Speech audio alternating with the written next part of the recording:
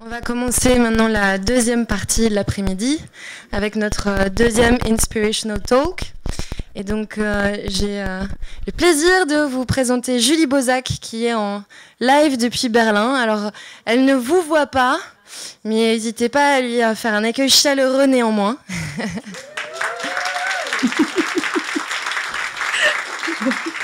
Yay! Julie, je te laisse commencer. Donc attendez, d'abord petite présentation. Donc Julie a créé le podcast Vénus s'épile-t-elle la chatte. Elle a fait plusieurs épisodes déjà, dont notamment un sur Picasso qui personnellement m'a en fait pas tellement surprise, mais quand même vachement choquée. Et je pense que ça a été un effet un peu similaire pour pas mal d'entre nous. Et donc j'avais vraiment envie de l'entendre aujourd'hui pour réagir un petit peu sur la façon dont on peut parfois présenter l'histoire de l'art dans nos musées. Et donc voilà, maintenant je te laisse la parole. Merci Julie. Merci beaucoup Jennifer. Bonjour à tout le monde. Comme Jennifer disait, je ne vous vois pas, mais je suis ravie d'être là. Je vais donc vous présenter mon travail rapidement, comment parler de vulgarisation d'histoire de l'art d'un point de vue féministe. Et je vais commencer rapidement par vous présenter mon parcours, comment j'en suis arrivée à créer ce podcast et pourquoi l'angle féministe est essentiel lorsqu'on parle d'histoire de l'art. On peut peut-être passer directement à la première diapo. Ok. Donc voilà, derrière ce nom distingué, Vénus s'épilait-elle la chatte, l'idée, c'est de parler de façon accessible du sexisme et du racisme présents dans l'art occidental. Moi, j'ai fait des études tout à fait académiques, d'abord à la fac, ensuite à l'école du Louvre. J'ai eu un M2 marché de l'art en 2012, et puis j'ai travaillé dans des galeries parisiennes, rive gauche, très chic, et ça a été d'une violence inouïe. Moi, j'ai grandi en banlieue, je viens d'une famille de classe moyenne, tout ce qu'il y a de plus moyen, et on m'a très vite fait comprendre que je n'avais pas les codes et que c'était un problème. Donc, j'ai subi pas mal de classisme et de sexisme de la part de mes patrons. J'ai tenu quelques années, puis j'ai décidé de sauver ma santé mentale. Et donc, j'ai démissionné. Je suis allée m'installer à Berlin et j'ai complètement mis l'art et les musées de côté pendant des années. Je n'ai pas mis les pieds dans un musée pendant au moins 4 ans. Je me suis consacrée pendant ce temps-là au féminisme. J'ai beaucoup lu, j'ai beaucoup appris.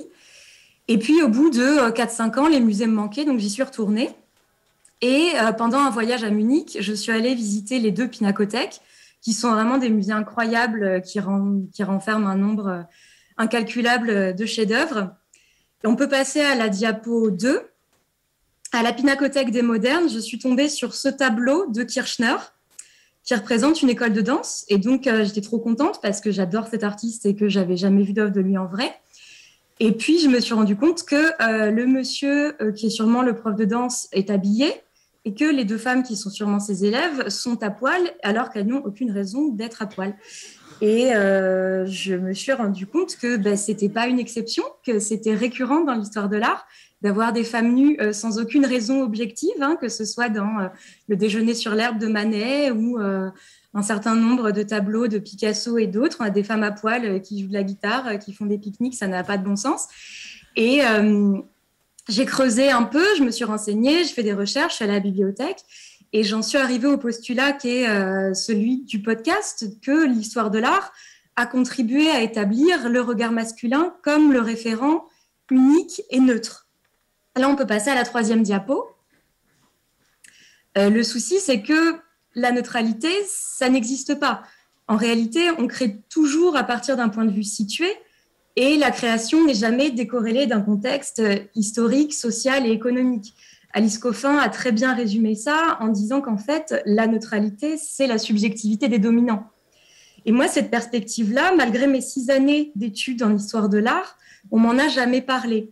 Or, c'est important, c'est vital de s'interroger sur ces paramètres parce que toute la culture visuelle dont on est imprégné depuis 5 siècles a contribué à créer des représentations sexistes qui sont très ancrées et qui se poursuivent aujourd'hui au quotidien dans la culture populaire, notamment au cinéma et dans les séries.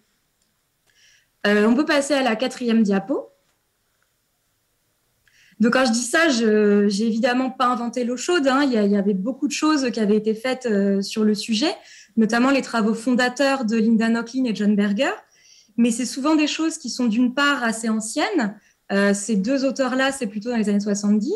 C'est souvent anglophone et c'est aussi des ouvrages qui, même s'ils sont accessibles, restent relativement restreints au milieu universitaire et donc pas forcément accessibles au grand public et absents souvent des musées. C'est-à-dire qu'une personne qui n'a pas de connaissances spécifiques en histoire de l'art, qui se rend dans un musée, ce qui est le cas de la plupart des visiteurs finalement, n'a aucun moyen de comprendre les ressorts sexistes de l'histoire de l'art. On peut passer à la diapo suivante.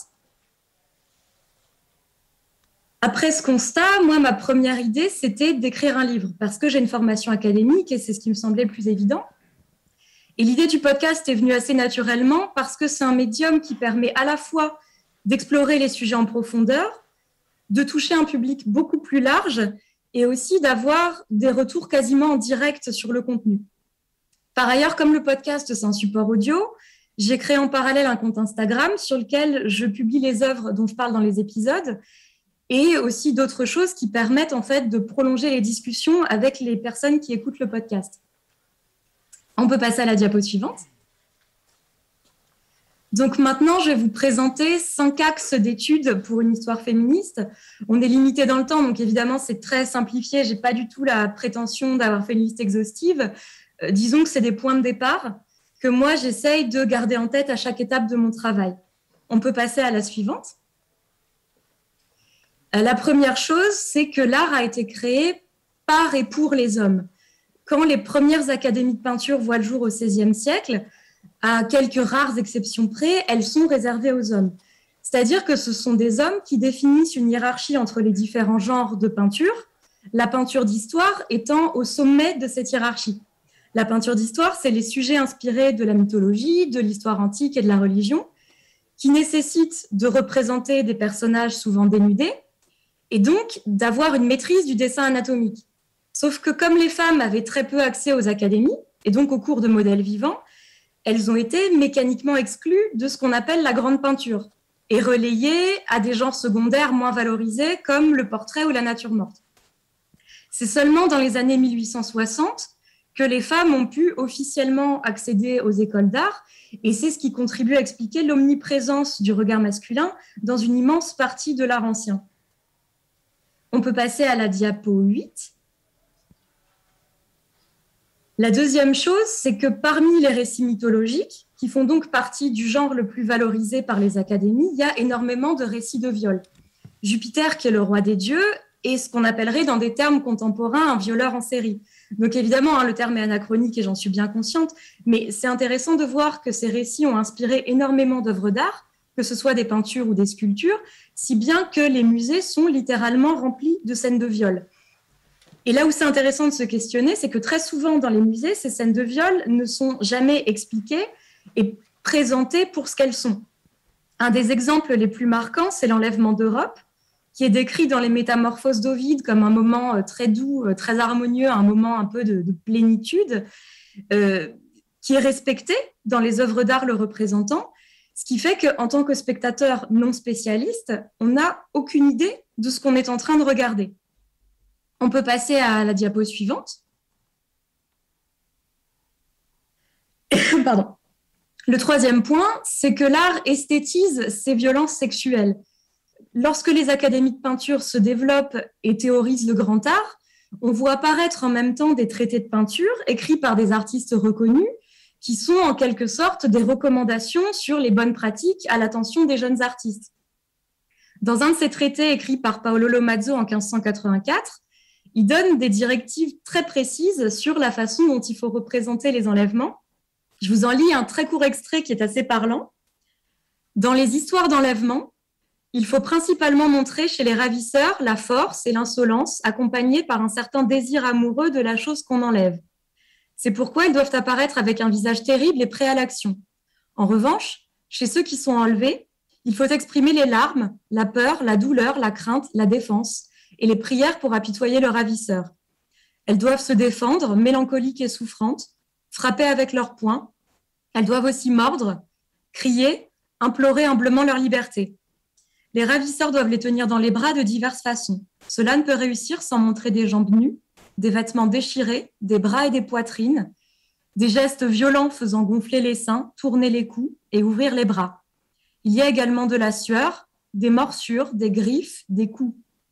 Tous ces gestes réunis ensemble produisent un agréable spectacle de robustesse et de violence. Un des meilleurs exemples de cette esthétisation, c'est le chef-d'œuvre du Bernin, qui représente l'enlèvement de Proserpine par Pluton et qui respecte à la lettre les instructions de Lomazzi. Ce qui est intéressant dans cette œuvre, c'est que les discours à son sujet sont très souvent limités à la cuisse de Proserpine, ce que j'ai mis en gros plan, en expliquant à quel point c'est merveilleux et virtuose d'arriver à donner l'illusion de la chair avec de la pierre, avec du marbre. Et c'est vrai, hein, je ne dis pas le contraire, moi aussi je trouve ça merveilleux et impressionnant, mais en limitant le discours à ce bout de cuisse, ce qu'on fait, c'est qu'on transforme une image d'agression sexuelle en un objet purement esthétique. On peut passer à la diapo suivante.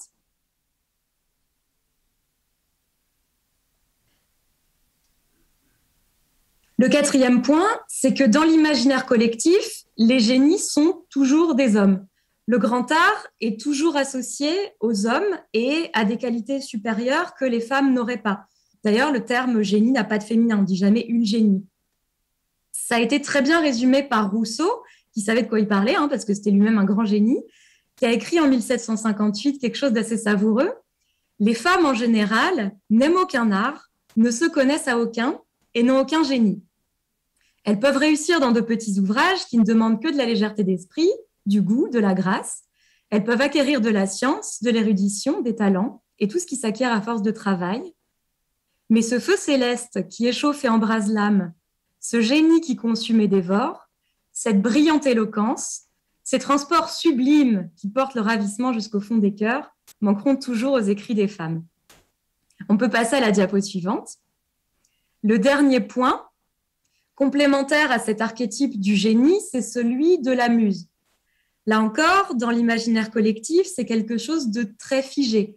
C'est toujours une femme qui est au service d'un artiste, qu'elle inspire, mais elle-même ne crée jamais rien. Sauf que dans la réalité, un certain nombre de muses, c'était des compagnes d'artistes qui étaient elles-mêmes des artistes, mais dont le travail a été invisibilisé, soit par le travail domestique qu'elles faisaient pour leurs compagnons plus célèbres qu'elles, soit par l'histoire qui a retenu que l'artiste du couple, ça ne pouvait être que l'homme, ou en tout cas que son travail était plus important. La liste est innombrable, évidemment, je ne vais pas toutes les citer, mais je vais vous donner 3 exemples. D'abord, Lee Krasner, qui est une grande figure de l'abstraction, qui a passé 15 ans de sa vie à gérer la carrière de Jackson Pollock et qui a pu véritablement se consacrer à la sienne lorsqu'il est mort. Ensuite, Jo Hopper, la femme d'Edward Hopper, qu'on ne connaît quasiment pas, mais qui a joué un rôle décisif dans sa carrière parce que c'est elle qui a lancé sa carrière en le poussant à se présenter à des concours et à des expositions et qui a joué un rôle décisif dans tout son travail parce qu'elle décidait avec lui des compositions, des poses et des personnages. Elle a par ailleurs pris des notes très, très détaillées sur tout son travail et c'est grâce à elle qu'on connaît si bien l'œuvre de Hopper. Lorsqu'il est mort, elle a cédé au BeMUSEUM de New York ses œuvres à lui, mais aussi ses œuvres à elle. Le musée a précieusement conservé les œuvres de Hopper, mais a détruit celles de sa femme. Ce qui fait qu'aujourd'hui, il en reste très peu et qu'on est dans l'incapacité de savoir réellement ce qu'a été sa production. Dernier exemple, qui est peut-être un des plus glaçants, c'est celui de Dora Maar avec Picasso. Alors Dora Maar, maintenant, depuis plusieurs années, on la reconnaît comme une artiste à part entière et c'est très bien, mais il y a encore beaucoup de chemin à faire pour se rendre compte de ce que ce statut un peu sacré de muse lui a réellement coûté. Picasso, il a détruit sa carrière en la poussant à arrêter la photo, qui était un domaine où elle était célèbre et reconnue, et il a passé des années à la maltraiter. Il l'a frappée et il a mis en scène cette violence dans une 50aine d'œuvres qui s'appellent La femme qui pleure, qui ont toutes pour modèle Dora Maar, et qui sont en réalité des sublimations excessivement cyniques et glaçantes de la violence envers sa muse, envers celle qui a inspiré ses œuvres. On peut passer à la diapo suivante. Pardon. Pourquoi tout ça est important ? C'est parce que toutes ces images ont contribué à forger des stéréotypes très forts. Il ne s'agit pas de censurer quoi que ce soit, mais simplement de reconnaître que le patriarcat, les violences sexistes et la culture du viol, ça fait viscéralement partie de la culture occidentale. Par ailleurs, il y a un lien direct entre la peinture ancienne et notre culture visuelle contemporaine. On retrouve exactement les mêmes codes. En fait, il n'y a pas énormément de différence entre, d'une part, un tableau de Suzanne et les vieillards ou une femme à la toilette de Vallotton ou de Degas, et d'autre part, une séquence de cinéma où on voit un homme qui observe une femme en train de se déshabiller à son insu. C'est quelque chose de très courant au cinéma. On voit ça au quotidien, au point qu'on s'en rend même plus compte et que ça devient normal. Dans toutes ces images, le rapport de pouvoir est le même. C'est-à-dire qu'on a une femme nue qui ne sait pas qu'elle est regardée, un homme qui prend plaisir à la regarder précisément parce qu'elle ne sait pas qu'elle est observée. Et nous, en tant que spectateurs du tableau ou du film, on est amené à prendre la place de l'artiste voyeur et à se mettre dans une position de prédation. Et ça a des conséquences réelles dans nos imaginaires. Ça entretient des clichés toxiques parmi lesquels le corps des femmes n'existe qu'à travers celui des hommes, qu'il est à sa disposition pour être objectifié, pour être évalué, et que les femmes n'existent qu'à travers leur corps et ne sont jamais des sujets. L'esthétisation des violences sexuelles qu'on a vues avec tous ces enlèvements mythologiques, elle existe aussi au cinéma. Quand on voit des scènes d'agression, des scènes où on voit un homme qui plaque une femme contre le mur et puis il lui tient les poignets sans lui demander son avis et que ça se transforme en scène de sexe torride et passionnée. C'est la prolongation d'une culture visuelle très ancienne, basée sur la culture du viol, qu'entretient des stéréotypes sexistes selon lesquels les femmes disent non, mais en réalité elles pensent oui, que ce sont des tentatrices, que les hommes ont des pulsions incontrôlables, etc. Donc je le redis et je finirai là-dessus, il ne s'agit vraiment pas de censurer quoi que ce soit, ni de plaquer des concepts contemporains de façon un peu artificielle sur des œuvres du passé, mais bel et bien d'inclure une lecture féministe dans l'étude de ces œuvres. C'est des axes d'étude qui permettent de mieux appréhender des œuvres qu'on croit bien connaître, mais en fait sur lesquelles il y a encore énormément de choses à dire. Et ça permet aussi de mieux comprendre sur quelle base s'est construit notre patrimoine commun. Je vous remercie de votre attention.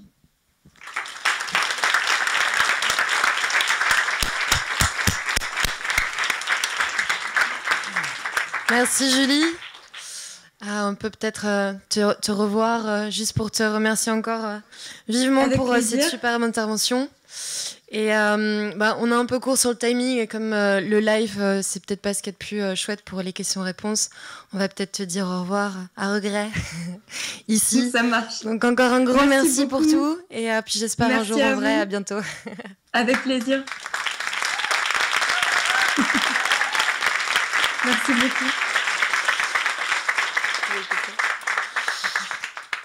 Super, merci. Et alors maintenant, j'invite les speakers et la modératrice du panel suivant. Donc Yamina, Eva, Francky et Erika, dans l'ordre. Je te donne ce micro.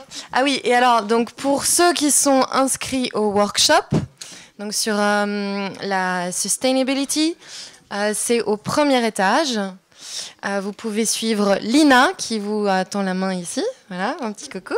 Et vous pouvez suivre Andrea derrière pour les visites guidées en français des coulisses du SIVA.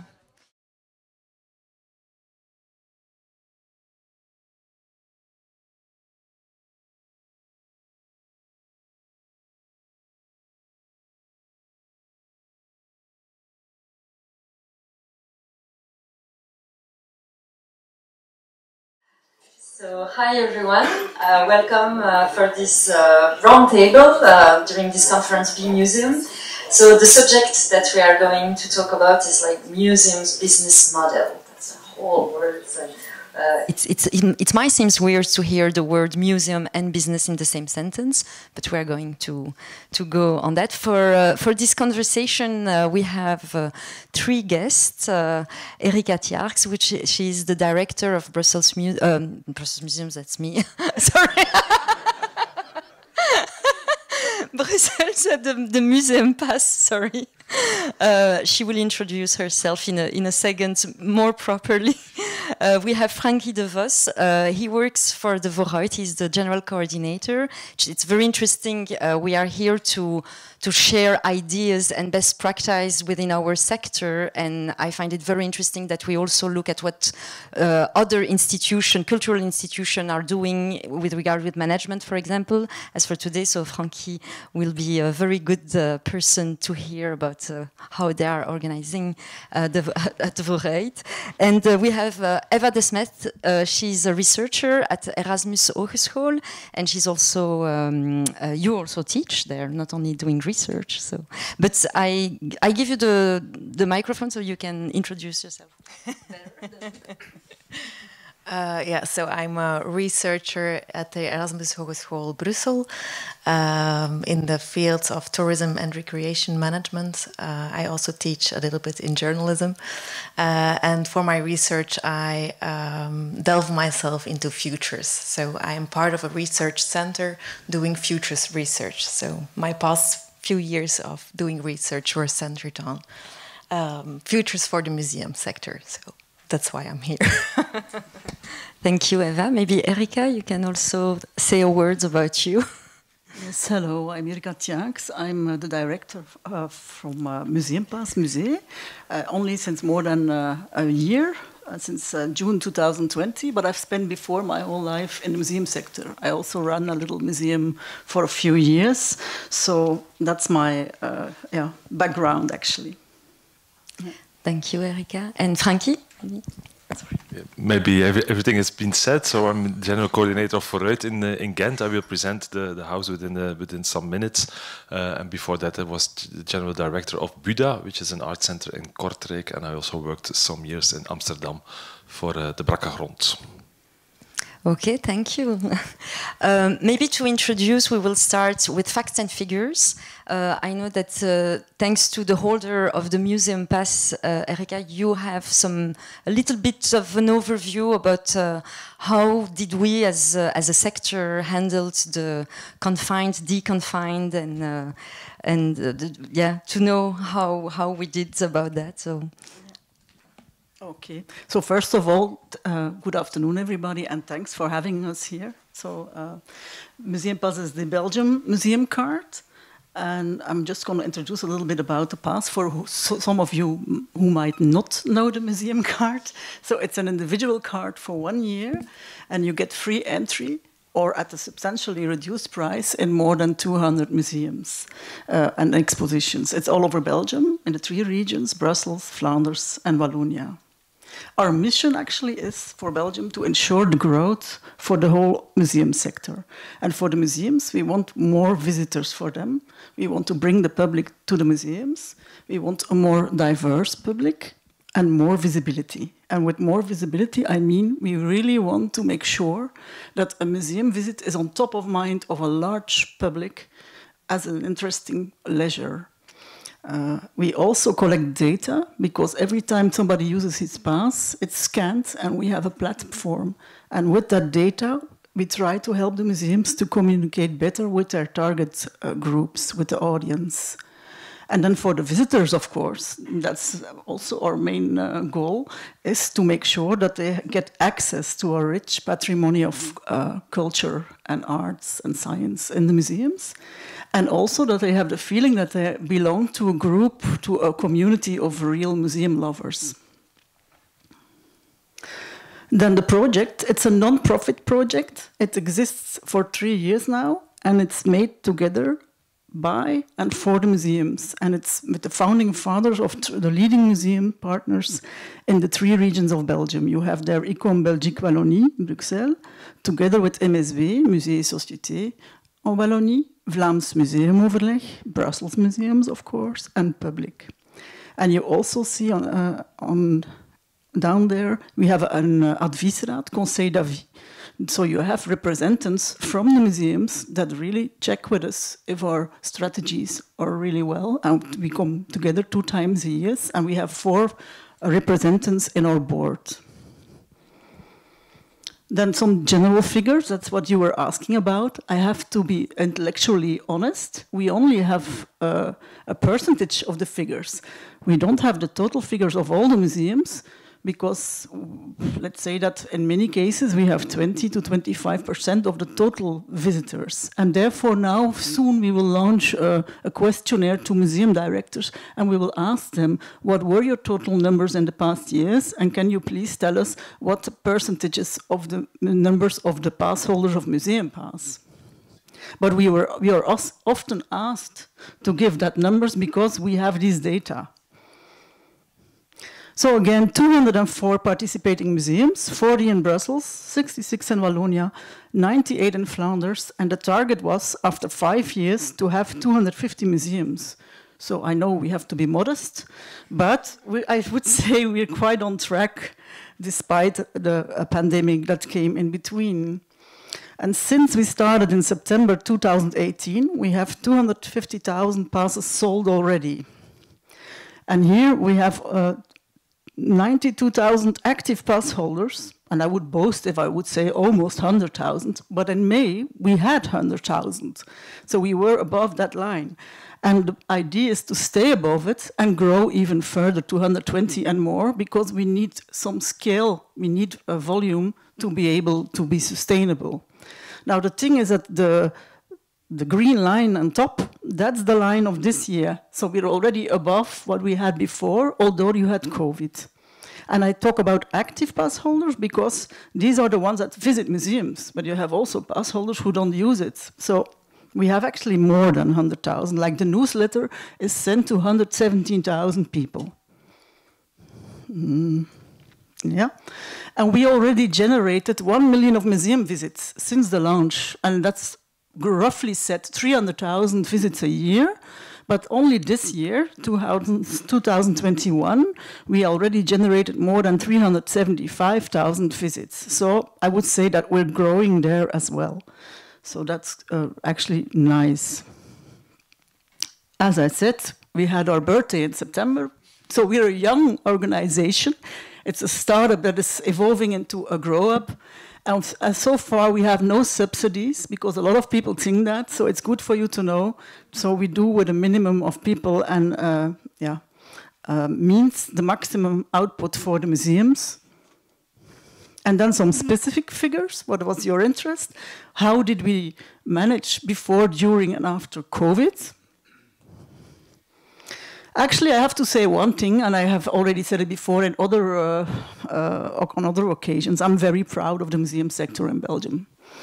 Because you must know, I've spent already 30 years of my professional life in the museum sector, and the thing is that this is the first time that I saw such a really fast reaction where over the 3 regions, they worked together to start with really very good COVID-proof procedures for safety, and thanks to that we managed to stay open. If you look at France, the Netherlands, for example, they had to shut down. We only had to shut down twice for a shorter time. So I'm really very proud that they worked together so well. And I must also say I feel for our partner organizations in, for example, the performing arts, because they were closed all the time. So we shouldn't complain, but just look forward and learn lessons from what happened in the COVID. And here I have some figures, because that was the interest. So you can, for example, see that in 2020, we had less subscriptions than in 2019. And it was about 33% passes less sold. And I'm going to try to point. What was it again? Here. Okay, here you see the first lockdown. That's very clear. And then in November 2020, the second. But that was luckily a short one, you see? So that's really showing very well what happened. Another important thing is the sales channels. We sell in museums, but also online and through partners. Now, the thing is that in the Netherlands, for example, 80% is sold of the museum cards in the museums itself. Whilst here, before COVID, it was almost 50-50. But then, due to COVID, it changed. And then you see now that we had to do extra efforts. And it was like almost 63% that we did online. Then the museum visits, also a comparison. Thus again, you see here, first lockdown, second lockdown. But after all, I can say it's well compensated, because in 2020 we had 310,000 visits compared to 2019, 348. So that's like not so much loss. So we managed still to get all these people to the museums. You also see that it's important for us to have a fidelity of the pass holders. And there you see, for example, that at one point it dropped dramatically. Here in April 2020, only 26%, October 15%. So we had to come up with tailor-made solutions. And what we did was, after the first lockdown, we realized people are not going to be happy anymore if we just pause their prescription. So what are we going to do? And then we came up with a pause button. And we paused everybody collectively from the 1st of November on, telling them as soon as you can go back to museums, you can reactivate your card if you feel safe. And so we started stimulating to do so. But we didn't know in advance how long the lockdown, the second one, would take. And after all, it was only 1 month, but we needed like months to get people back to the museum. And also, we finally lifted it in May. So that means 7 months of prolongations of subscriptions, which is great and very client-friendly, but which is not such an easy one for us as an organization. Another tailor-made solution, not only for the user of the card, but especially for the museums. In the first lockdown, we said to the people, listen, we're going to pause your prescription for the time of the lockdown, but you're also allowed, if you feel free, you can donate it. And a lot of people did that, and with that, we collected 40,000 euros that we used afterwards in September for an action with which we got people back to the museums. And it was called Entry for Two, and the idea was, listen, people, you didn't get to use your pass enough, you can come and bring a friend. And with that, we generated 3,000 extra visits during 10 days, and these 40,000 euros that people donated, we redistributed that to the museums. So what you see is actually here also the green line on top. Although we had this COVID time, we did manage to overcome, I would say. We're still there. But of course, the main mission is get people to museums. And you see the visitors are growing, the numbers. And so that's what we actually do. We make our mission come true. We get people to the museums. So we stimulate them all the time to go and visit. And I must say, we've dreamed about a project like that for many years in the sector. Now that it's finally there, let's hope it's there to stay, because I'm sure there will be no second chance for a project like that. And the thing is also, we do that the year through with campaigns like So Much to Discover. We give the people a feeling that it's fun to go to museums, and we have all kinds of museums, art, but also science. So that's very important. And so we keep going on with creative content, and we want to make people enthusiastic about museums. That's actually our main goal. We love museums, and that's what we want to spread. So I hope that helps a little bit. It's not a lot of figures, but too many figures or delving too deep in the figures would maybe be very boring for you this afternoon, and we still need to discuss. Yes. But thank you. I'm already quite surprised by the numbers. I thought it would be more dramatic and catastrophic. Can you maybe, because I see the word creative actions, of course there are campaigns, that is mostly communication campaigns, but I know that there are other actions that our sector took that you can maybe tell us a little bit about. I know that you said, for example, in the beginning that holder of cards renew online. So the digital seems to have more importance now since the pandemic. If you have some thoughts about that. Actually, the pandemic pushed everything that is digital enormously forward. So the whole museum sector had to take a huge leap in that respect. They had to start, for example, with reservations online, etc. But that's also, we managed to do extra efforts online. But we also realized we can work more together online. So that's, and then one of the things we also do, because we have a platform actually, now we have, for the moment, I think it's still till the end of October, we have an action where we ask young people or all people who are amateur artists to upload their artwork on a platform, and then they can ask their friends to vote for them. And the 15 people who are the winners will be exposed. Not exposed is a bad word. Exhibit. In 15 museums all over the country who participate in the holidays during Christmas. So that's one of the ideas. So what we do actually with the platform is we create a relationship with the pass holder, and we also contact them. For example, that pause button, we questioned them first. What would you like? Would you like a reduction? Would you like a book? Would you like something else? Because you can't use your card, and that's how we then created the solution. So we use the digital to get in contact with the people. Okay, thank you.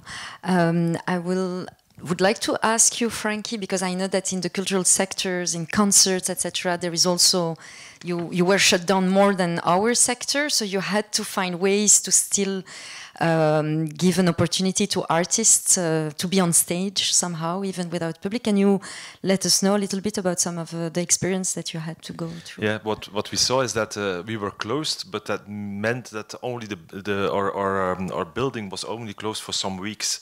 So that means that from June on 2020, it was possible to reopen, not for the audience, but to use the stages, to use the studios for artists who can use that as a rehearsal space. So a lot of new work has been created during that period of time. For Vooruit, for instance, there were 330 artists who worked in Vooruit during that period of time, which was also an opportunity for us to pay them and to give them some security to have some money to continue their life, which was quite necessary at that moment. But the problem that all that new things that don't find an audience because it was not possible to open the stages. And so we brought our colleagues from the Flemish Arts Institute, which is the Ancien Belgique, Brussels Philharmonic, the Single, Concertgebouw Brugge, de Vooruit. Opera Ballet Vlaanderen ook en Antwerp Symphony Orchestra. So these are the 7 Flemish art institutes. We discussed together. We said maybe it should be a great opportunity to start a television channel. Because of course we can, all that digital content, we can stream it by our own platforms, but then who will we reach? And also the quality of television, it's much more interesting and higher than the quality of the things that you see on your small mobile phone or so.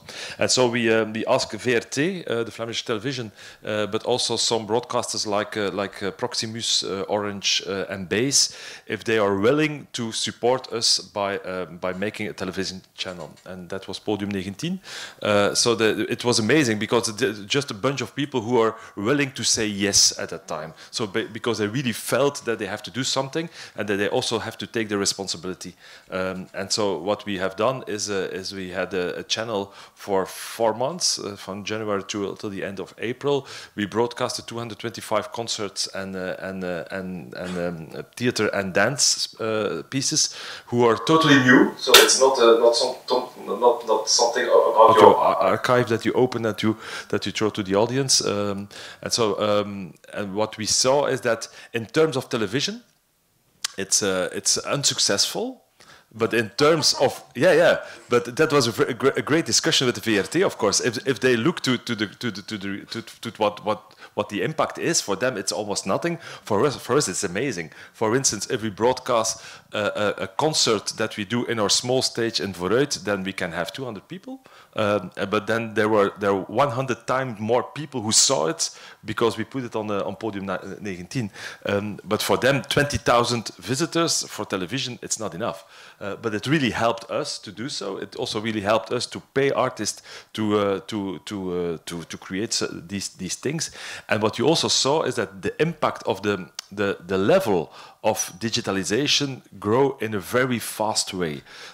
So it was, of course, not possible anymore just to have one fixed camera that was filming your rehearsal studio. That is totally uninteresting television format. And so a lot of musicians, artists, they really invest some money.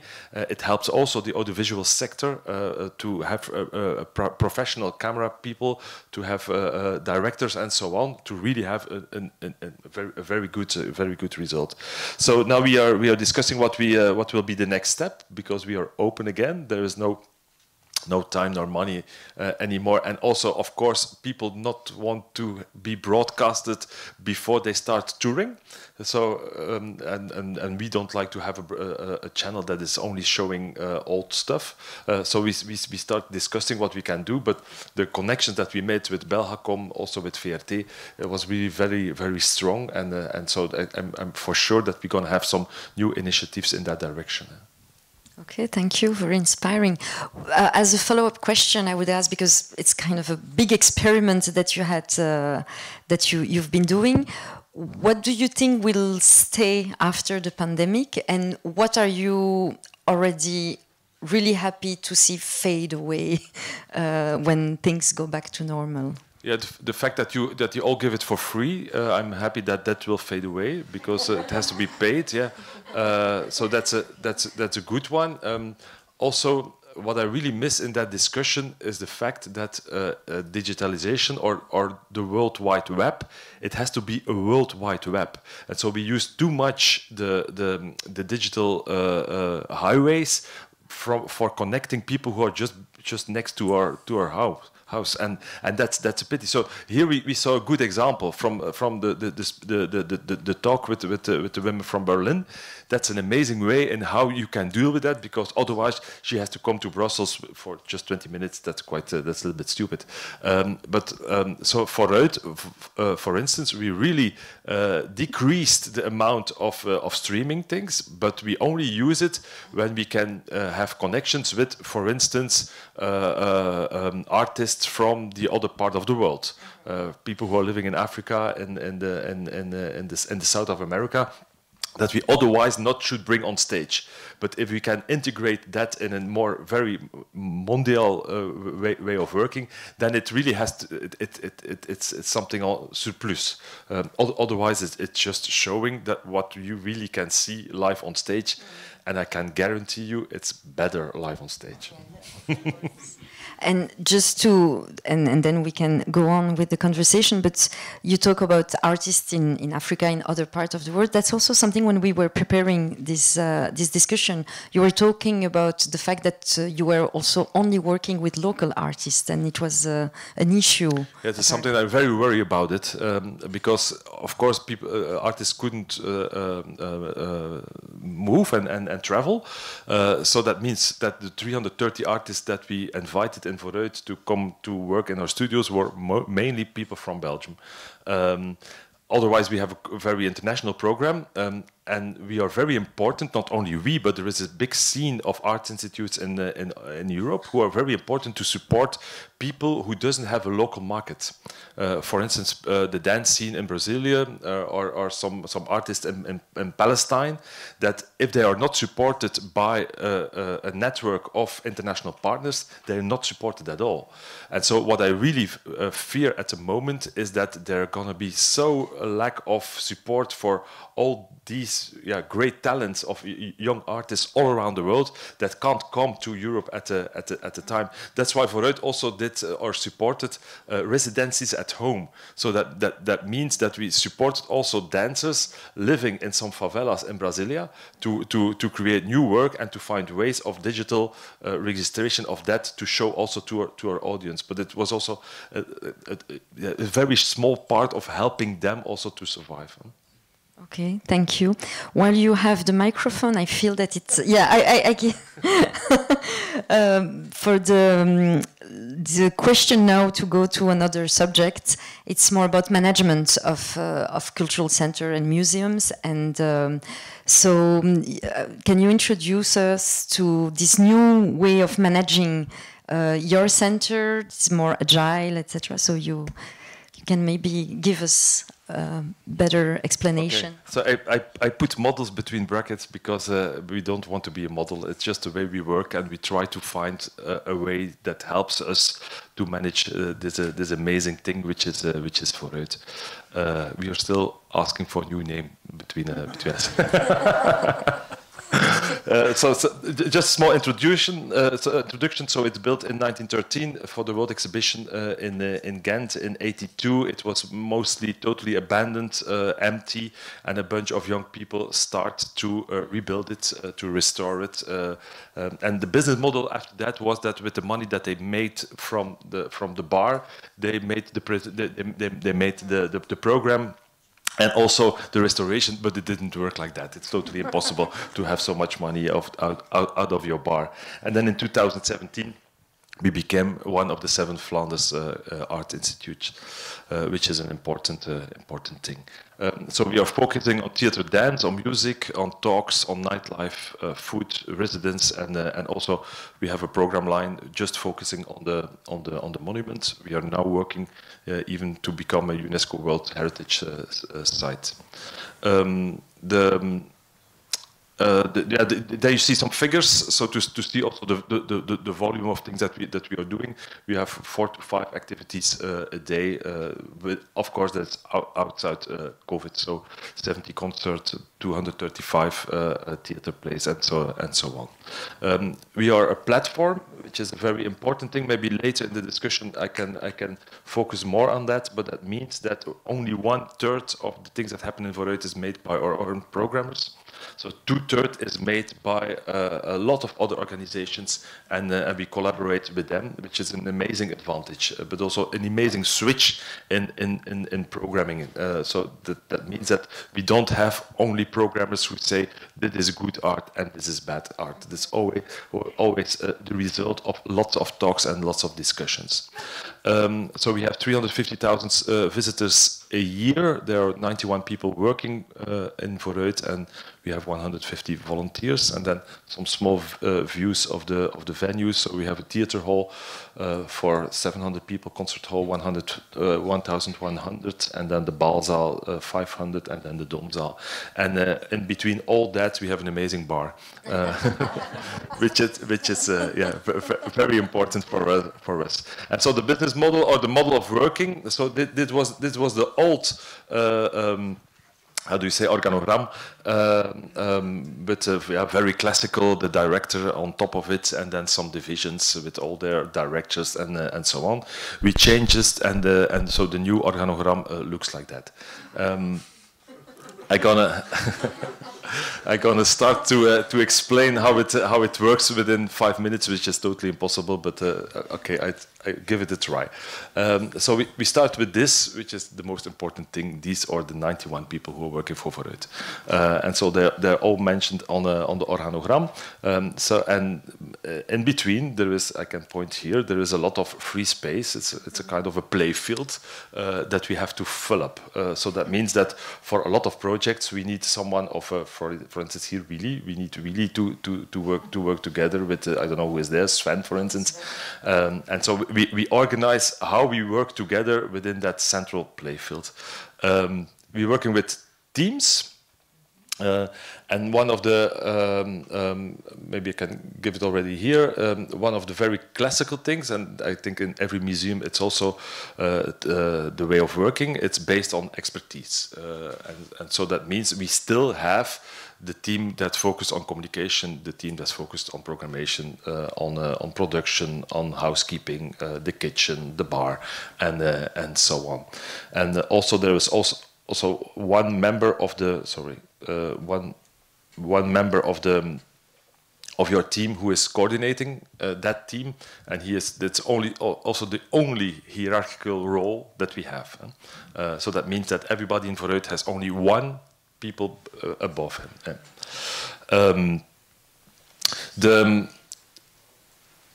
What we try to do is that the effort that you're doing is less within that team. So to avoid that, we always have the discussion, yeah, we are doing a great job for communication, but it's the fault of production. No, it's not production, it's really the programmation that doesn't work very well. And so when I came there 4 years ago, it was really that discussion. To avoid that, we made the inner circle, which are realization teams, where we said, listen, if we have to have one concert, for instance, we need the expertise of a lot of people from all these different parts. For instance, a concert, of course, you need a programmator, you need someone of communication, someone of production, you need someone who take care of the international welcome of the artists and so on. So we have a permanent realization team that's focused on music, and there are every year we see who going to be part of that realization team focused on music. Between them, they discuss how they will be organized and who will take the lead. And that's a role who is changing every year. So it has to change, but every year we ask who is willing to be we call it in Flemish a very ugly name, the tracker, so the leader of that team. You have to find something else, but. And the result of that is that there are a lot of more communication between all the people that are normally focused on their own job. They are cross, and there are lots of more exchange. And then you see that you are not the only who is working. That also a lot of other people in the team are also doing really a great job. So this is focusing on the daily realization of everything that happens in Vooruit. Then we have the future teams, équipe d'avenir. I don't know if it's a good French, but so we have some topics that are more cross everything that we are doing. So, for instance, ecology is a very important topic in Vooruit. We have a future team that thinks about everything that touch ecology, and so that means that they are talking about the food that we serve in the bar, the way we are working with restoration of the building, but also how ecology becomes a part of a program. What are we doing with international transport for artists and for people from Vooruit who like to attend a festival abroad, and the result are reports that they're presenting to the rest of the team and also to the Raad van Bestuur, so the board of directors. There is a coordination team that is a weekly team. That is where every coordinator, for instance, the responsible for the horeca, the responsible for the ticket bali, the responsible for production, comes together, and we discuss in 1 hour and a half every week the daily management of the organization. If the coordinator can't attend a meeting, there is someone else from his team that comes, which is very important. So that means that there are a lot of other people also who are around the table. The agenda is open. It's a Google Doc, so that means that everybody, but that means the 91% people, they can put topics on the agenda, because agenda, the person who makes the agenda has the power. So so if you like to share that, they have to. Everybody has to decide what we can discuss, and not only me. And then there is a report of the meeting that is sent to everybody in his mailbox 24 hours after the meeting. So you can always read what has been said. There's only one point that is a little bit censored, and that the topic on personnel, who has some privacy issues. Human resources, that's all. Maybe I can give you one good example here from the realization teams. That is intake. In Vooruit, we get 100 questions a week for people who like to organize things in Vooruit. But no problem. There are almost 50% of the topics we don't do it. So and it's easy. So someone who asks every Tuesday, no, we don't do nothing every Tuesday. Or I'm a painter, we don't do anything with painting. So that's easy. But the other 50 questions are already something. And then also, so intake, it's a bunch of people from all these teams who are around the table who discuss, will we do it, yes or no? Because what we like, the doers decide. So that means that the people who feels the impact of saying yes has also the power to say no. And so I'm not around the table at intake, for instance. And then To finish, there are several roles. So of course you play the role for your expertise. That's also why you're working for it. You're working on communication, for instance. But then you can be also you can be the tracker or the for the toekomst team, for future team. You can be the tracker for an operational team. You can focus on ICT. Maybe also a good example is HR. We only have one full-time HR working for the whole organization, which is not enough. So there are 7 people who also has an HR role that helps Ruud in that case to welcome new members on the team, who also feels really the temperature. It's everybody okay with everybody and so on. And these are also, so you see that it gives a lot of opportunities to people, not only to be the guy who is focusing on the bar, for instance, but you can be also playing a role on ICT, on HR, and so on. So that's how we try to elaborate another way of working, which is, like I say, not a model, but it's just the way we develop it. Okay, thank you. We will have at the end we will have some time for question and answer, and I'm sure some people will have follow-up question. But as you talked about HR, that reminds me of, and I will give you the microphone, Eva, about, I don't know how we say in English, mutualization of some functions. So some few museums can share some services. So can you maybe tell us a few words about that, which is another way of organizing and managing an institution, maybe? I'm very impressed about your model, especially the contradiction between a vertical or power structure, not to a horizontal one, but to a circular one, which is very inspiring, I think. Also, I think the element of appointing people to feel the temperature, I think this is a very important aspect to also take into future business models of the museum sector. So, and mutuality is, of course, one of those aspects that is actually almost kind of evident in models like you have presented. So I think if you have a structure like that, it opens the door for mutualities in a very organic, almost natural, spontaneous way, I think. But I don't know if it's also the case in the day-to-day operation. I'm always wondering whether it works in such a way as is presented. Of course, you have to ask to 90 of my colleagues, but I feel that the motivational power of it is very strong. So people, they really they enjoy it also to be part of. They have much more information. It's also finished to talk about each other, but it starts to talk with each other, and so that's a big advantage. What I feel that it's more a negative point, that it's very focused on verbal expression. And so that we really have to do big efforts. We have 19 nationalities in Vooruit, to also have a lot of ways of communicating with each other for people who are not that verbal, like the majority of and I don't have any answer to that at the moment. So we really have to do big efforts. But also what we also say, if you only like to play your expertise role in Vooruit, then you are one of the amazing members of the team. So you don't have to be involved in all the.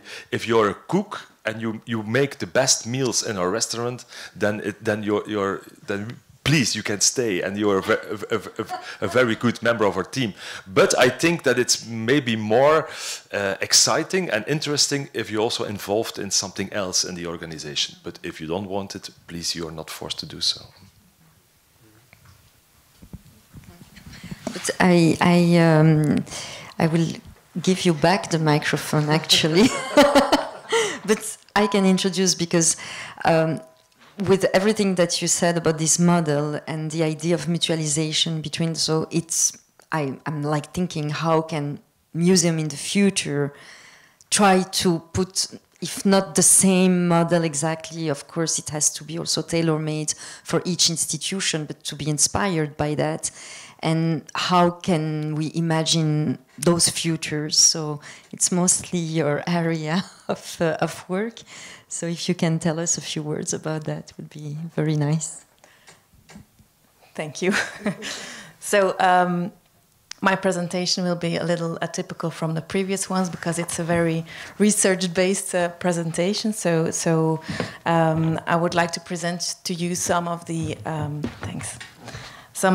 preliminary results of a research that I've been doing for the past 4 years, and that might be of relevance to the topic at hand. I'm part, as I said, of a research team doing futures research. It's called Applied Futures Research Open Time at the Erasmus Hogeschool Brussels, with which we recently obtained a UNESCO chair on images of the futures and co-creation. What we mainly do is actually putting into practice methodologies from the academic field of what is called future studies to trigger people's imagination and let people formulate their images of the future, their preferabilities for futures, and so on. So we use methodologies of future studies to trigger that.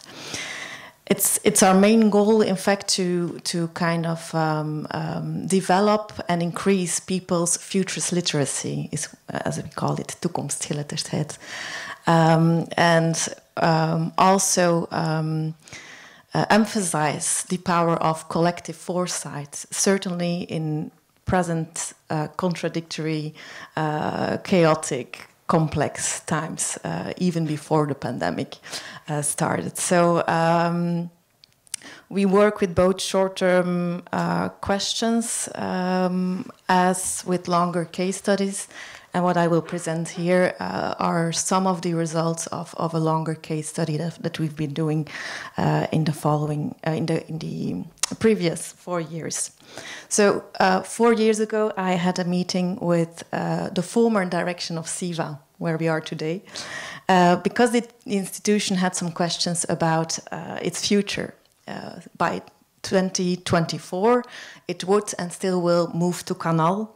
So it had some serious questions about where to move, where to evolve, on which parts, and so on. So Canal, the new museum for modern and contemporary art, of course, in Brussels. And what we like to explore was the preferable images of the future that existed around a place like Canal, but also on SIVA in Canal, and thus also on culture in Brussels and Brussels at the largest scale. We set the horizon on the year of 2042, which was not too far away to get stuck in abstractions, but not too close either, in order to actually break through current practicalities and so on. So it was for us a good horizon to kind of freewheel about the future. And because I'm a discourse analyst myself, I was extremely interested in the discursive side of these images of the future that we would gather in this study. So this mainly means that in my analysis I am attentive to language use, to underlying assumptions, norms, values, recurring worldviews that are actually brought into play by people when they talk about and reflect upon what is preferable or less preferable for the future. So for me, the future is a discursive construction that can be actually powerfully articulated and, most importantly, acted upon today. So to answer this broad question, I used a fourfold corpus, which you can read here, and I will take you through a couple of these aspects just very quickly in a nutshell. I will start with the critical discourse analysis of press articles.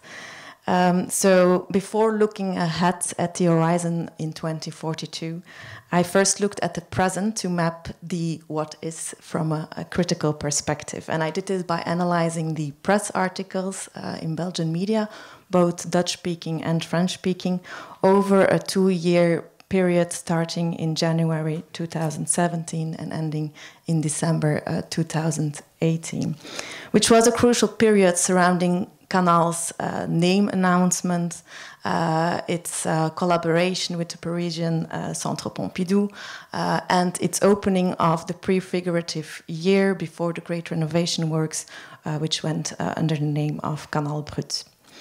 And I was specifically interested in the discursive constructions around the future museum of modern and contemporary art in the press, and I paid specific attention to language use and implied associations and expectations surrounding Canal, both in the cited expert quotes in those articles and in journalist statements and reviews. Now, what stood out in this analysis of the Belgian written media was the fact that Canal was repetitively depicted in two broad and very differing images or representations or discourses, as I call it, as a temple or as a stage. And each of these two discourses carry in them very different sub-understandings and implications as regards Canal's expected goals, public roles, functions, and so on. And what stood out was the fact that these typically occur as contradictions, or as is called in discourse theory by Laclau and Mouffe, antagonisms in public debate. So, in the Canal as temple discourse, which you can see on the left, the future museum is understood as an intrinsically closed institution, as a closed space detached from everyday life. It represents the critical perspective of Canal being an allegedly top-down prestige project in the hands of a political economic elite with, in its most pessimistic understanding, no genuine intentions to reach out to the surrounding Brussels communities or local art scenes. Now, this discourse is generally in line with more traditional representational museum functions, with the audience being positioned as passive spectators, mainly existing of either cultural bobos or international tourists who need to be lured into the museum through large-scale city marketing campaigns and top-down urban image building exercises. Canal is thusly represented in this discourse as an economic lever and Hefboom formally carrying the potential of boosting Brussels' international image and tourist flows. In the Canal as stage discourse, which also appeared in the press articles, by contrast, the museum is broadly understood from a more performative perspective, positioning it as a stage, as, by the way, was also intended that way by the winning architectural team of this Canal project. Far from being a closed, top-down or elitist cultural container, Canal is seen within this discourse as an open and accessible gateway to mutual creation, participation, and cultural co-production, fiercely integrated in Brussels' urban sociocultural context. It represents a more optimistic perspective on Canal as carrying a very democratic potential of truly reaching out to Brussels residents and artists. This discourse articulates the increasing importance of museums' social functions, as for instance also found in conceptualizations on the liquid museum. In this view, Canal is understood as being the place par excellence to foreground presentation and participation, casting the audience in a much more active role from which they can freely choose whether to be a spectator or to be an active performer on that figurative museum stage. In its daily operations are deeply entrenched in everyday life and directed towards inviting mainly resident publics to come and freely claim the space and the large amount of public spaces as well in Canal in an informal, future-oriented and cross-fertilizing way. Attached to this, it's also interesting to see how these two broad discourses or interpretation frameworks around Canal invoke different language repertoires in the Belgian press, varyingly depicting Canal either as a temple, a cathedral, a mega project, a parade horse, a museum mastodon, a display window or trophy, versus much more open concepts and images of Canal as a city in the city, a laboratory, a culture factory, a cultural center, a culture pole, or a cultural village.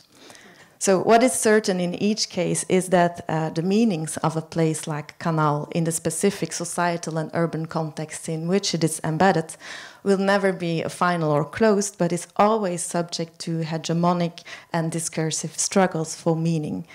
And this is reflected in the press articles that I've analyzed, but of course also exists in more wider public debates. I'm sure you've also heard a lot of these things that I've just said.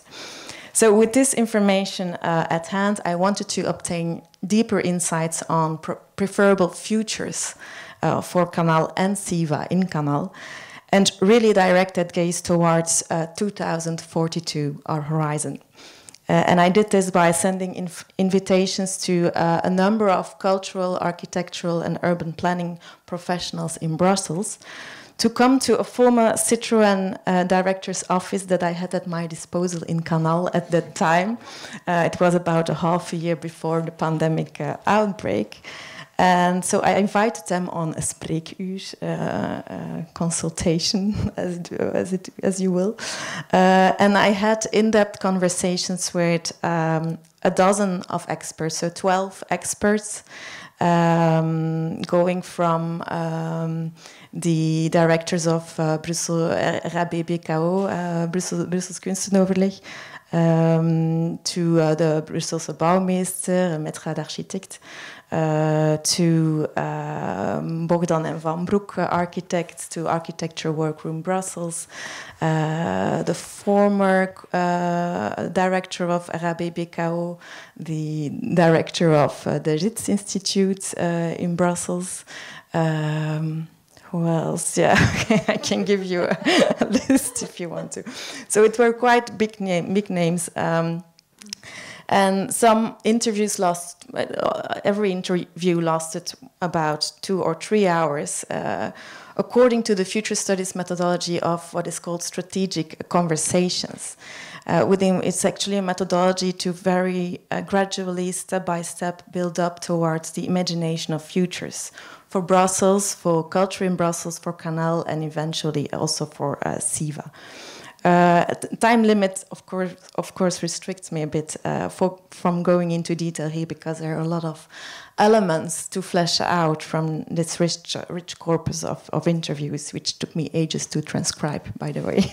But I will guide you very quickly through some of the participants' imaginations of culture in Brussels in 2042, because I think perhaps it's maybe the most relevant element for you, to your institution, organization, or activities. Also, just very quickly mentioning that I fleshed out 4 future scenarios out of these conversations. These are all preferable scenarios, so desirable futures, depicting Brussels as a chaotic city, soothing city, dialogic city, or either claimed city. And they are not very different in core, actually, they overlap. So I will give you a quick brush-up of the future or futures, as we say in future studies, always in plural, because the future is open. About culture in Brussels. So generally, the interviewees regard the chaos that typifies Brussels as a kind of common evil that at the same time makes a lot possible at a cultural level and can even work invitingly to flourish and make one's own mark, because making one's own mark is a crucial thing as it came out of the interviews, be it individually or collectively. And it's precisely because of the feeling that our city, Brussels, is kind of unfinished, that there are still enough holes to bring about change. The city should not be a closed and perfect container. It is precisely the porosity an imperfection of Brussels that can serve as crucial drivers of change. The shared vision of the future for culture in Brussels that emerged from these strategic conversations is therefore not one of solving everything, but rather a plea for taking some of the characteristic chaos in Brussels with us into the future, as precisely a catalyst for bottom-up creativity and inventiveness. In an ideal scenario, we leave conservatism behind and are allowed the time to slow down. Time was a very important aspect in most of the preferable future scenarios, resulting in gained time that we can use to bring nuance, reflect, ask questions, wonder more often, and culture, of course, plays a major role in this. In the future, culture for the participants might become a real safe space where people can find time and space to express themselves freely and achieve a certain sense of collectivity, without therefore implying that we have to agree with everyone. Two elements were seen as crucial to bring about real change for culture in Brussels, and that were experimentation and informality. This is seen both on a micro and a macro scale. On the one hand, the interviewees see a great strength in enabling, stimulating, financing, and also valorizing small, perhaps less visible cultural projects, but which can actually mean a great deal on a micro level and can also instigate larger projects, so eventually can also bring about change at a macro level. And in this sense, a good dose of civil disobedience is seen as a necessary factor in keeping the potential of change alive. On the other hand, experimentation and informality can also be achieved at a broader level by, for instance, what one of them called grand gestures, grote gestes. Think, for instance, of a mass gathering to demolish an iconic building in Brussels together, an innovative democratic methods to get a debate going and repurpose that place collectively and from the bottom up. But also big gestures on an organizational level. Why not shifting directors' positions for 2 years once in a while, just to allow change to happen more swiftly? And linked to this, at the cultural organizational level, most interviewees also imagine more room for long-term thinking in policy decisions and at an operational level, and more horizontal or circular, as we've seen just now, power structures. So, to conclude, it's clear that new discourses, terminologies, materialities, and ontologies are emerging around general museum and cultural urban discourse. Both from the analysis of press articles and the strategic conversations, appears that the social function of museums counts as a bedrock also in future imaginations. There seems to be a general consensus about a preferability for museums to evolve into dynamic entities, true that give back to society, truly reach out and intervene in line with the earlier mentioned stage discourse. This also comes with the condition that these cultural institutions, despite of being institutional, must dare to allow change and perhaps also recognize more their intrinsic elasticity. Rigorous imagination and anticipation can be very powerful tools to reflect upon this potential of elasticity and break through the current walls and limits, and actually find the right holes in that porous structure to provoke change step by step. Building up a collective futures literacy can be a major stepping stone as such in actually breaking out of the cramp that increasingly seems to characterize our society, because the word cramp is also something that repeatedly came back in my analysis as a kind of a negative evaluation of today's situation. And this was before the pandemic. So most importantly, I think we should see the performative power of these imaginaries, because we can co-construct change through individual and collective agency, we can use these future images, we can put them to use to actually start acting upon them already today. So if you want to know more about the study, it's full of other kinds of information as well. In the upcoming time, we will, as a research center, be much more present in the city itself, organizing some and facilitating some polylogs with different kinds of participants, and we will explore the relevancy of media, arts, and design in actually facilitating future imaginations. So.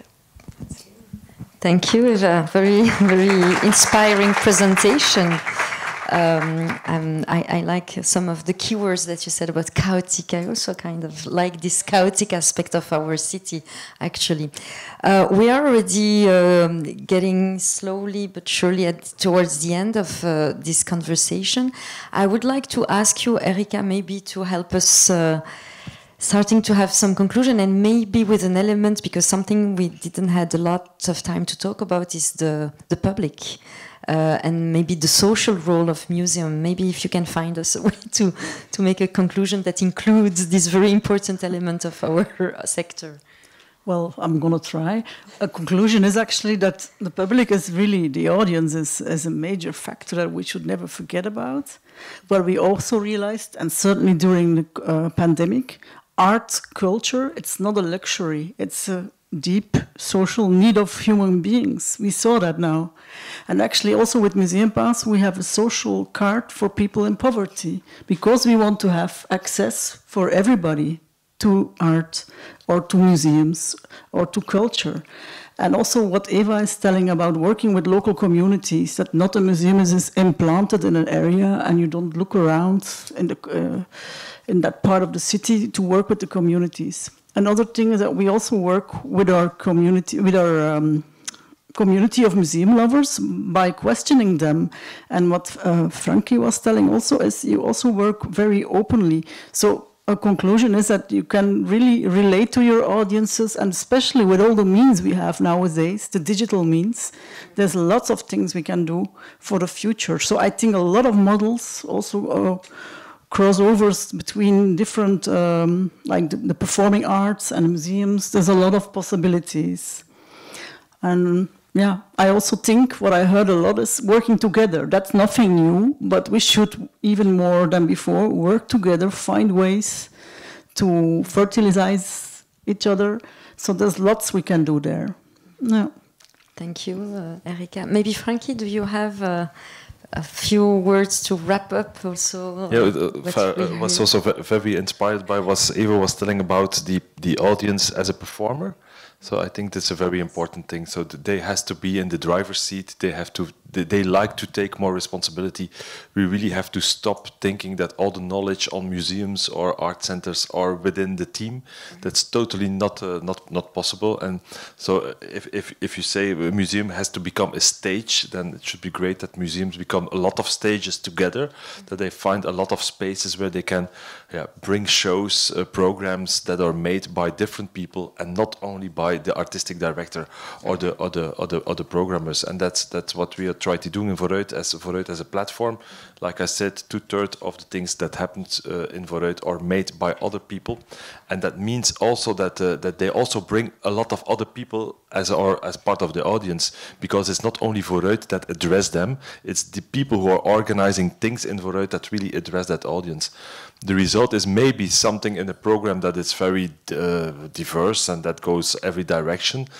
So if that comes as a critic to what we are doing, I always say yes, that's right. And so we made a baseline: nothing for everyone, something for everybody, just to really embrace the diversity in your program, because I think it's the only way also to address to the diversity of the city and the world that we are living in. Okay, thank you. And you, Eva, because we talked about the public, and I know as you are also teaching in tourism, etc. So for the artists, we talked about local artists versus international artists, but for our audience, we also have tourism versus local. Maybe like in one sentence or a few words about also that aspect that is very important in our business models. Yes, I think when we're talking about museum audiences, we're talking about both international tourists and locals. And what I still find very difficult or striking is that when people articulate bad scenarios, so not preferable scenarios, tourism is always in there, and tourism is always equated with capitalism and profit-oriented. At the same time, if I understand the methodology, you're using things like the press, which is a specific voice, and then interlocutors who sounded like pretty privileged people. So, to what extent are you sure that the preferred futures that you end up with are the actual preferred futures for the people living in and the possible people who would come to your cultural institution, rather than the perception of these privileged people on those communities? It's a very, very legitimate question. I'm very much aware that the images of the future are quite elitist in this sense. They are quite privileged, as you said, because it was with Goldstein of Canal and so on, and Christian Bollet and so on. So these are all privileged voices who have power in a certain sense in the cultural field of Brussels. So it's a very legitimate remark, but we are in the next 4 years, it's our intention to, so what we will do now is the 4 scenarios that you've seen there are reconversed in an audio fragment by an audio artist into kind of immersive future, and we will go with this audio fragment into the streets in Brussels and ask people, so in the neighborhoods of Canal, but also other places, to actually give their thoughts about what is preferable for them, because this is very urgent now that we go and approach from a very open vision the publics, the real publics, I would say, in Brussels. So thanks. Great, thanks. Another question, maybe? I have a question for Frankie about the new organigram, which I find fascinating. And I just wanted to know where did the initiative come from? Did it come from management, or did it come from the people working at BOZAR? And did you meet a lot of, what can I say, resistance? Maybe from the top. Not at all, because it really came from bottom up, in the sense that there was a big crisis in Vooruit. So in 2013, Vooruit exists 100 years, and so they made an amazing program with some exhibitions and a lot of performance, a lot of festivals on top of all the things that they are doing. And so that meant that a lot of people who worked there really felt that they had to work too much, and there were some colleagues who get out because of burnout. Because also at the same time, Vooruit has to sparen, how do you say, had a budget cut for 1 million euros, which is a lot of money. And so these two things together was totally a breakdown of the organization. And at that time, people at the basis of the organization said, we really have to reinvent Vooruit. We can't continue in the way we are working. Said that there is a board of directors who decide what's going to happen, and then there are 85 people who really have to elaborate the things that have been taught over there. And it took, I arrived in Vooruit in 2018 or 17, yeah. So that was already 4 years later. And what was there was just the first drawing of the new model. And so I got the opportunity and also the privilege to really finish that and to make it a concrete model and to see how, in which direction it can work. But it really came from bottom up, the people who didn't want to continue the way they worked. So it's a big advantage.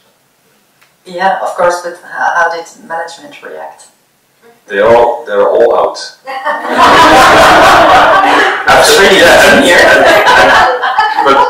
but really, I hope, and I think it is like that. I hope it went in a respectful way. But you see, when I arrived, there was no director anymore, and there was only one older member of the board who was still working there, and also he left after 6 months. So at that time, there's nobody. Nobody anymore who was from the former management. That's a hard one also. Yeah.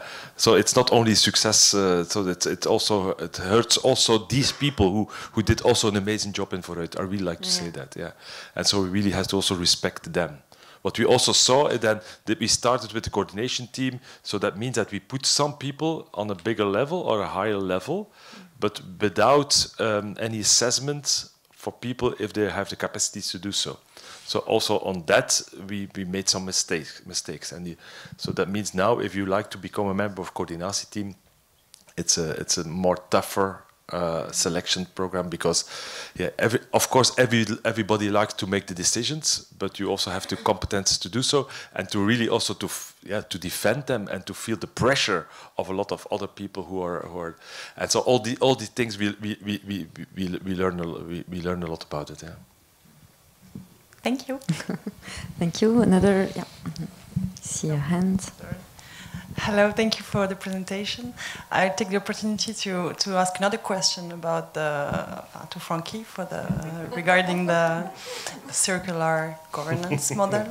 I was thinking if in this reconfiguration of management system, did you also, or was there also thinking about the new business model or a new way of new revenue streams? Was there also a thinking about a new model about how it works? Yeah, the new model for the business is not the way we are working, so the circles that I show you, but it's the idea of a platform. That is another business model. How does it work? Because 2/3 of the programmation is made by other organizations that also mean that a lot of these other organizations, which can be social organizations, which can be the neighbors around Vooruit, which can be other enterprises, they also sometimes, mostly, they also put money on the table. So that means that they bring in co-production budget, or they pay the fee for some artists that they like to be part of it, and it's always in a discussion.